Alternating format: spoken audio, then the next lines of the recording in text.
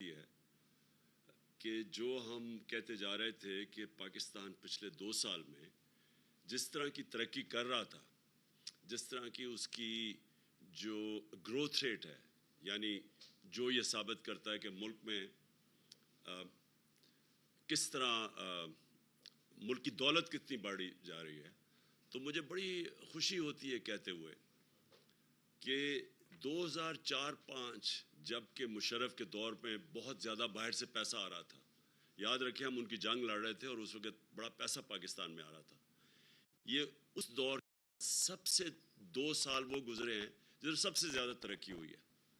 تو ہماری economic survey کہتی ہے کہ 5.74 ہمارے تیسرے سال میں اکنامک ہماری جو جی ڈی پی ہے، جو سالانہ دولت ہے، اس میں اضافہ ہوا، اور یہ آخری سال 5.97 پہ ہماری دولت میں اضافہ ہوا.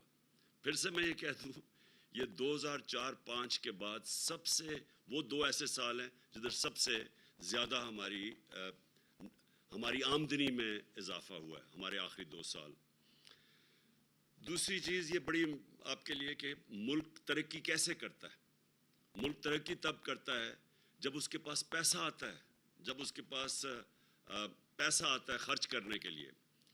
تو پاکستان کی تاریخ میں سب سے زیادہ یہ اکنامک جو ہماری سروے کے فگرز کے مطابق ہمارا جو ریونیوز میں ٹیکس میں اضافہ ہوا وہ 6.1 ٹریلین یعنی 6100 ارب روپیہ ہم نے ٹیکس اکٹھا کیا. پھر ہماری ایکسپورٹس جو تھی، دوسری طرح ملک میں اصل تو تب ملک میں کی دولت میں اضافہ ہوتا ہے جب اس کی ایکسپورٹس بڑھتی ہیں. تو یہ پاکستان کی تاریخ میں سب سے زیادہ ایکسپورٹس میں ہماری بڑھی ہیں 32 ارب ڈالر. اور یہ یاد رکھیں کہ پچھلے جو ہمارے آنے سے پہلے پچھلے 5 سال تقریباً وہیں کی وہیں رکی ہوئی تھی. تو ہمارے دور میں 32 ارب ڈالر کی ایکسپورٹس بڑھی. پھر ریمیٹنسز جو اوورسیز پاکستانی پیسہ بھیجتے ہیں، وہ پاکستان کی تاریخ میں سب سے زیادہ اضافہ ہوا، اور جو ریکارڈ ہوئی وہ تھی 31 ارب ڈالر. اس کا مطلب جو بیرون ملک پاکستانی تھے انہوں نے ہمارے اندر ان کو اعتماد تھا. وہ یہ دیکھ رہے تھے کہ یہاں عمران خان یہاں سے پیسہ باہر نہیں بھیج رہا، بڑے بڑے وہاں فلیٹس اور وہاں باہر کے ملکوں میں نہیں پیسہ انویسٹ کر رہا، لنڈن میں بڑے گھر نہیں دے رہا. تو انہوں نے اس کے ہمارے پہ اعتماد رکھتے ہوئے ریکارڈ ریمیٹنسز بھیجی ہیں پاکستان کی تاریخ میں، جس کی وجہ سے ہمارا یہ جو گروتھ ریٹ جو میں اوپر بتایا کہ تقریباً 6% ہماری دولت میں اضافہ ہوا، تو وہ اس میں بہت بڑا ہاتھ یہ اوورسیز پاکستانیز کا تھا. پھر جدھر 60% پاکستانی دیہات میں رہتے ہیں، تو یہ بھی پچھلے دور کے مطابق تقریباً دگنی ہماری جو زرعی پیداوار تھی وہ دگنی بڑھی ہے. ہمارا جو اکنامک سروے کے مطابق 4.4% ہماری ایگریکلچر میں اضافہ ہوا ہے، یعنی گروتھ ریٹ ہوئی ہے. تو یہ اگر آپ پچھلے دور کے مطابق ان کے مقابلے میں دیکھیں، اسے موازنہ کریں، تو یہ پہلی دفعہ اتنا زیادہ پیسہ گیا ہمارے کسانوں کے پاس. کبھی پچھلے 10-15 سال میں کسانوں کے پاس اتنا پیسہ نہیں آیا، اور اس کی بہت بڑی وجہ کہ ہم نے جو انسینٹیوز دیے، ہم نے جو یہ جو شوگر مافیا تھا یہ پیسے نہیں دیتا تھا کسانوں کو، وقت پہ پیسہ دلوایا اور پوری قیمت دلوائی. پہلے کٹوتی ہوتی تھی، پورا پیسہ نہیں پہنچتا تھا، قانون بنائے، ان کو ٹائم پہ پیسہ دلوایا. جب کسان کے پاس پیسہ آیا اس نے اپنے زمینوں پہ لگایا، اس کی وجہ سے ریکارڈ 2 سال ریکارڈ ہماری فصلوں میں بمپر کراپس ہوئی، پیداوار بڑی، ریکارڈ پیداوار ہوئی. پھر انڈسٹری، یہ جو گروتھ ریٹ بڑھی ہے اس میں بہت بڑا ہاتھ انڈسٹری کا ہے. انڈسٹری ہماری بڑی 7.2% پہ، اور جو لارج سکیل مینوفیکچرنگ ہے جس میں دولت میں بھی زیادہ اضافہ ملک میں ہوتا ہے اور جس جو روزگار بھی دیتا ہے، وہ لارج سکیل مینوفیکچر 10.4% اس پہ گروتھ ریٹ ہوئی. اور یہ بڑی دیر کے بعد انڈسٹری ہماری ریوائیو ہوئی. آپ کو پتہ ہونا چاہیے کہ جب ہم آئے تھے تو فیصل آباد میں ٹیکسٹائل انڈسٹری بند ہو رہی تھی. اپنی فیکٹریوں کو وہ ریل اسٹیٹ ہاؤسنگ پروجیکٹس بنا رہے تھے جب ہم آئے تھے، اور ٹیکسٹائل کی ریکارڈ ایکسپورٹس ہوئی. پھر جو سروسز سیکٹر ہے اس میں 6.2% پہ اضافہ ہوا. اور جب کہتے ہیں کہ جنہوں نے بہت بڑے قرضے لے لیے، ملک کو قرضوں میں ڈبو دیا، یہ میں آپ کو اب فگرز بتاتا ہوں کہ ہمارا جو debt G D P ratio ہے، جو نون لیگ چھوڑ کے گئی تھی 64% پہ، 64% پہ، وہی ہم نے مینٹین کیا. اور یہ یاد رکھیں کہ ہمیں جب ہماری انہوں نے جو قرضے لیے ہوئے تھے اس بیرونی قرضوں کے اوپر سود دینا پڑتا تھا.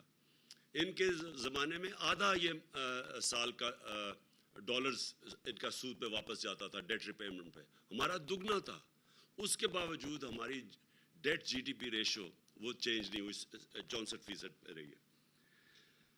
پھر جو اس کی وجہ سے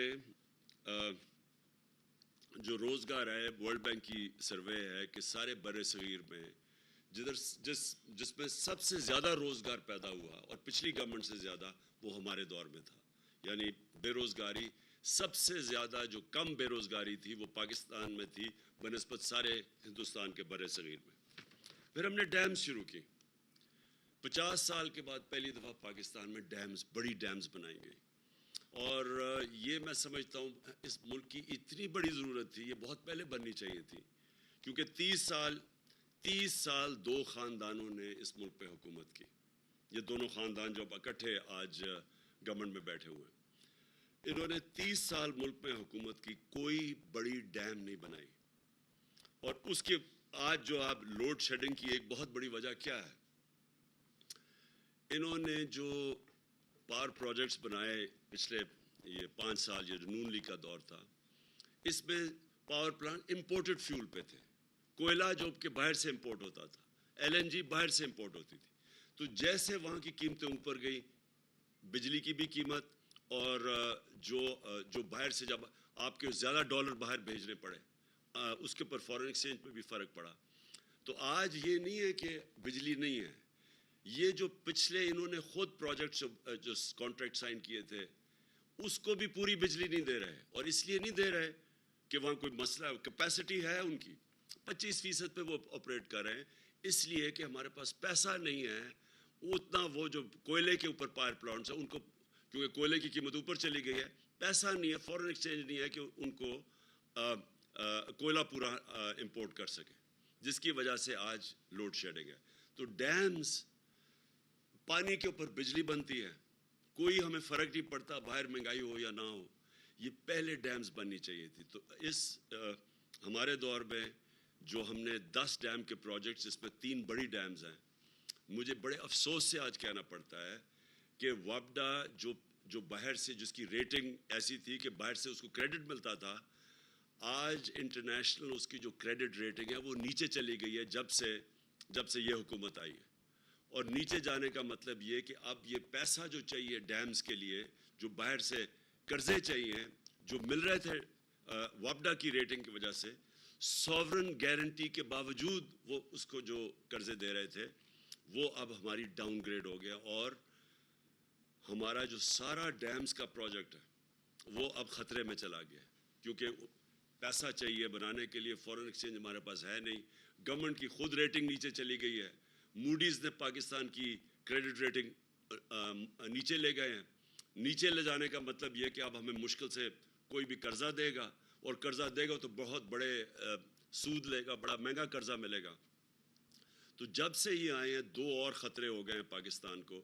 ایک تو ہمارے لیے مشکل ہو گیا ہے باہر سے قرضے لینا، لیکن خاص طور پہ جو وابڈا کی کریڈٹ ریٹنگ نیچے گئی ہے، یہ ہماری ڈیمز، جس میں 2، ایک تو سستی بجلی اور اپنے پانی کے اوپر بنانے والی بجلی، اور دوسرا جو پانی کی سٹوریج ہے جس کی سخت ضرورت ہے اس ملک کو. آج پانی کی قلت ہے، آج کسانوں سے پوچھے تو یہ اگر پروجیکٹس ان کی وجہ سے دگنی ہو جانی تھی ہماری پانی کی کیپیسٹی، ریزروائرز کی کیپیسٹی. اور اب یہ ایک پروجیکٹ ہے جو جب سے یہ آئے خطرے پہ چلا گیا. اور میں یہ کہنا چاہتا ہوں کہ ہم نے اس کے باوجود کہ یہ جو ساری ہماری، اللہ کا شکر ہے، یہ جو سامنے آ گیا اکنامک سروے میں پاکستان ہماری گورنمنٹ کی پرفارمنس، اس کے باوجود جو اس میں نہیں لکھا ہوا، سب سے زیادہ ہم نے کوشش کی اپنے نچلے طبقے کو اوپر اٹھانے کے لیے. کسی پاکستان کی تاریخ میں حکومت نے اتنا پیسہ اپنی نچلے کمزور غریب طبقے پہ نہیں خرچ کیا جو ہم نے کیا. ہم نے سب سے پہلے ہیلتھ کارڈ دیا، اور ہیلتھ کارڈ یہ بڑے بڑے امیر ملکوں میں بھی نہیں ہے کہ اب پورے اپنے ہر خاندان کو 10 لاکھ روپے کی ہیلتھ انشورنس کہ کسی بھی ہسپتال میں جا کے اپنا علاج کروا سکے. یہ ہم سمجھتے ہیں کہ ہماری سب سے بڑا، اگر میرے سے پوچھے ایک کہ جو سب سے بڑا ہمارا کارنامہ تھا، وہ کہ اپنے نچلے طبقے کو ہم نے تحفظ دیا. کیونکہ جب ایک غریب گھرانے پہ ایک بیماری آتی ہے تو عموماً وہ مقروض ہو جاتا ہے، ایک پورا خاندان غربت کی لکیر کے نیچے چلا جاتا ہے ایک فرد کے علاج کرتے ہوئے. تو سب سے پہلے تو ہمارا یہ ہیلتھ کارڈ تھا جو سب سے بڑی تھی. اس کے علاوہ ہمارے احساس پروگرامز تھے جس پہ سب سے زیادہ پیسہ خرچ کیا گیا. پھر ہمارا کامیاب پاکستان پروگرام تھا جس میں ہم نے تقریباً 1200 ارب روپے کے قرضے رکھے ہوئے تھے، جس میں ہم نے اپنے بینکوں کے ساتھ جو ڈیل کی ہوئی تھی، ہم نے 1200 ارب روپے کی کہ اپنے نچلے طبقے کے لوگوں کو جو سب سے نیچے ہیں ان کے خاندانوں کو روز ہم نے پیسے دینے تھے سود کے بغیر، قرضے دینے تھے اپنی دکانیں کھولنے کے لیے، کسانوں کو تاکہ اپنی زمین پہ لگا سکیں، گھر سود کے بغیر ان کو ہم نے قرضے دینے تھے تاکہ وہ اپنے گھر بنا سکیں. پھر جو مجھے سب سے چیز اس میں نہیں لکھا ہوا ہے اکنامک سروے میں، جو مجھے سب سے زیادہ فخر وہ یہ کہ جب کرونا وائرس پاکستان میں جب اس کا ساری دنیا میں بھی آئی اور ہمارے ملک میں آئی تو ساری اپوزیشن نے کہا کہ لاک ڈاؤن کر دو. ان سب کی سٹیٹمنٹس ہیں کہ ملک کو لاک ڈاؤن کر دو جس طرح باہر کے ملکوں نے کیا تھا. اور انہوں نے میری تنقید کی کہ تم کیوں نہیں لاک ڈاؤن کر رہے. آج یہ آپ نہ دیکھتے، ہمارا ملک آج وہ غربت ہونی تھی پاکستان میں، ہمارا معیشت تباہ ہو جانی تھی اگر ہم لاک ڈاؤن کر دیتے. اور وہ ہم نے جو فیصلہ کیا صرف اس لیے کہ مجھے پتا تھا کہ جس وقت ہم نے لاک ڈاؤن کرنا تھا، ملک بند کرنا تھا، ہمارے غریب لوگوں نے پس جانا تھا. ہماری عام آدمی نے، دہاڑی دار، جو چھابڑی والا، جو بیچارے دن کی کمائی کر کے بچوں کا پیٹ پالتے تھے، ان کا کیا بننا تھا. تو ہم نے فیصلہ کیا کہ ہم نے پورا لاک ڈاؤن نہیں کرنا. اور وہ فیصلہ آج اس اکنامک سروے میں آپ کے سامنے آ رہا ہے کہ ہم نے اپنے ملک کو بھی بچا لیا، اپنی اکانومی بچائی، اپنے غریب لوگوں کو بچایا، اور پھر اپنے لوگوں کو کرونا سے بھی بچا لیا. مقابلہ کریں ہندوستان میں، جدھر اب لیٹسٹ جو BBC کی میں رپورٹ پڑھ رہا تھا کہ 50 لاکھ لوگوں کی جانیں گئی ہیں کرونا سے، اس کا مقابلہ کریں پاکستان سے. اللہ کا کرم ہے ہمارا 31,000 ٹوٹل ہمارے جو اموات ہوئی تھی. تو وہ ایک وہ بہت بڑی کامیابی تھی اور جو میں اس میں اکنامک سروے میں نہیں آئی. اب جب سے یہ حکومت آئی ہے، یہ ذرا 2 مہینے ہوئے ہیں اب، تو 2 مہینے میں ہوا کیا ہے؟ سب سے پہلے تو ساری تنقید ہمارے اوپر ہوئی 3.5 سال میں کہ جی انہوں نے مہنگائی کر دی، لوگوں کا معاشی قتل کر دیا مہنگائی کر کے. مہنگائی مارچ بھی کر دی کہ جی مہنگائی مارچ کر کے گورنمنٹ گراؤ، لوگوں کا بہت برا حال ہے. جو ٹی وی دیکھو، اور جو ان کے خاص ان کے صحافی تھے، اور میں دیکھ رہا ہوں کہ آج بڑی خاموشیاں ان کے اندر، جو ان کے پیٹ صحافی تھے، وہ جا کے پبلک میں لے کے جا رہے ہیں مائک، جی بتائیں آپ کا کیا حال ہے، اور وہ کہیں جی بڑا مہنگائی ہے، کدھر رہنے آپ پاکستان، اور ہمیں بڑا برا بھلا کہا گیا. تو جب یہ آئے تھے تو بڑی انہوں نے سازش اتنی بڑی کی، ملک میں کسی طرح اس گورنمنٹ کو گرایا جائے، تباہ کر رہی ہے. تو انہوں سب سے پہلے تو ان کو مہنگائی کم کرنی چاہیے تھی، لیکن انہوں نے کیا مہنگائی کم کی؟ ہمارے 3.5 سال میں جو پٹرول کی قیمت بڑھی 3.5 سال میں، وہ 55 روپے لیٹر تھا، اور ڈیزل کی قیمت جو بڑھی وہ تقریباً 50 یا 51 روپے لیٹر تھا. انہوں نے آتے ساتھ ہی پچھلے 10 دنوں میں 60 روپے لیٹر پٹرول کی قیمت بڑھائی اور 60 روپے لیٹر ڈیزل کی قیمت بڑھائی. پھر ہمارے دور میں گیس دیکھیں گیس کی قیمت کتنی بڑھی. ان کے دور میں 45% انہوں نے گیس کی قیمت بڑھا دی. بجلی کی قیمت 10 रुपए यूनिट ऊपर बढ़ा दिया इन्होंने। अभी जो लोगों को पता चलेगा कि महंगाई होती क्या है, हमारे दौर में मैं ये समझता हूँ कि दुनिया में तब पाकिस्तान सबसे सस्ता मुल्क था, क्योंकि महंगाई तो अब तो ये भी कह रहे हैं ना कि जी आलमी महंगाई है, तो हमारे दौर में भी आलमी महंगाई थी, लेकिन हमने IMF का प्रेशर बर्दाश्त किया। जब उन्होंने हमें कहा कि पेट्रोल और डीजल की कीमत बढ़ाओ, तो हमने वो बजाय बढ़ाने के 10 रुपए कम कर दी। हमने बिजली की कीमत 4 रुपए यूनिट कम कर दी। कैसे की? हमने और जगह से पैसे निकाले, हमने अपनी इकोनॉमी को रीएडजस्ट किया। हमें पता था कि इससे प्रेशर पड़ेगा, लेकिन प्रेशर लिया हमने IMF का। उसकी वजह क्या थी कि हम वो गवर्नमेंट है जिसकी लीडरशिप का जीना मरना पाकिस्तान है। ये वो लोग हैं जिनके अरबों डॉलर बाहर पड़े हुए हैं, इनके लीडर्स बाहर बैठे हुए हैं, इनका स्टेक पाकिस्तान में नहीं है, ये कभी बाहर का प्रेशर नहीं ले सकते। और ये जो महंगाई की है, मैं समझता हूँ कि पाकिस्तान की तारीख में किसी हुकूमत ने इतने थोड़े वक्त में इतनी महंगाई नहीं की। और ये अभी लोगों को पूरे जब बिल मिलेंगे 1 तारीख को, तो पूरी तरह अंदाज़ा होगा कि हुआ क्या। फिर आटे का ख़ास तौर पे मैं कहना चाहता हूँ, क्योंकि ये एक आम आदमी का सबसे बड़ा जो आम लोग खाते हैं, उनको रोटी नान खाना पड़ता है। तो आटे की कीमत हमारे 1100 थी 20 kg का बैग, इनका 1500 पे पहुँच गया। और ये आम आदमी को सबसे ज़्यादा तकलीफ देगा। अभी थोड़ी देर में मुझे तो खौफ है कि कैसे आम एक घराना अपना पूरा बजट पूरा करेगा। फिर जो हमारे ऊपर जो कह रहे थे बहुत बड़ी महंगाई है, हम समझते हैं कि इनकी महंगाई हमारे से दुगनी नहीं, उससे भी 3 गुना भी ज़्यादा बढ़ जाएगी जो हम देख रहे हैं। सूद इन्होंने अभी 15% पाकिस्तान का इंटरेस्ट रेट किया है। ये जिस तरह की महंगाई जा रही है, ये जाएगा 20% के ऊपर कम से कम, और शायद उससे भी ऊपर चला जाए, जिससे इंडस्ट्री को, बिजनेस को बहुत बुरी तरह मुतासर होगा, जिससे रोजगार मुतासर होगा।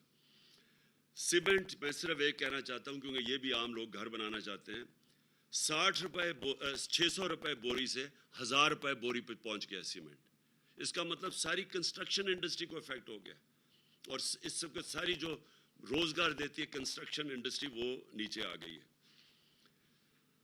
फिर हमारा जो एक्सचेंज रेट है रुपया, वो 202 रुपए पे, डॉलर जो है वो 202 रुपए पे पहुंच गया। इसके भी अभी आगे असरात आने वाले हैं, क्योंकि इसका मतलब जो भी चीज़ें बाहर से इंपोर्ट करेंगे वो महंगी होंगी। फिर मैं स्टॉक एक्सचेंज 3500 पॉइंट्स नीचे चला गया है। लोड शेडिंग का आज ये हाल है कि आज किधर गई है बिजली? हम भी 3.5 साल थे, कभी किसी ने इस तरह की लोड शेडिंग देखी है? तो बिजली तो है, गई किधर? कोई गायब तो नहीं होगी, कोई ले तो नहीं गया साथ। तो लोड शेडिंग, इसमें नाहिली भी इनकी है। और क्योंकि इन्होंने ही वो पावर प्लांट्स बनाए हुए थे जो इंपोर्टेड फ्यूल पे, जब उनकी कीमत ऊपर गई कोयले की और गैस की, तो वो भी उसकी वजह से इनके पास पैसा ही नहीं है पूरी तरह बिजली देने का लोगों को। और जो मैं आगे कह रहा हूँ कि हमारी माशत का मुझे अफसोस से कहना पड़ता है कि जो मूडीज़ ने पाकिस्तान को डाउनग्रेड किया, इसके बाद और मुश्किलात पाकिस्तान की आ जाएंगी, क्योंकि इसका मतलब कि हम अब अपनी जो कर्ज़े हैं, जो हमें किस्तें वापस करनी है, वो हम पूरी तरह दे नहीं सकेंगे, हमारे पर कर्ज़े और बढ़ते जाएंगे।